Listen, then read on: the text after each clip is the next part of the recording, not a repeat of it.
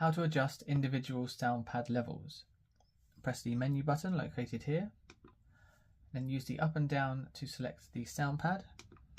Press enter. From there use up and down to press the desired sound pad. So we'll select B and then press enter again.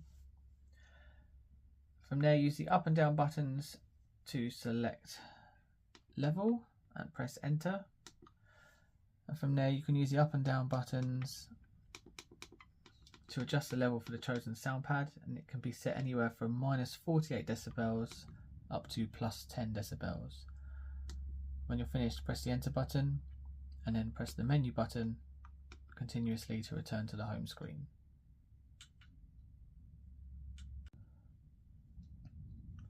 Thank you so much for watching this tutorial. I really hope you found it helpful. Check out the description for all our other tutorials.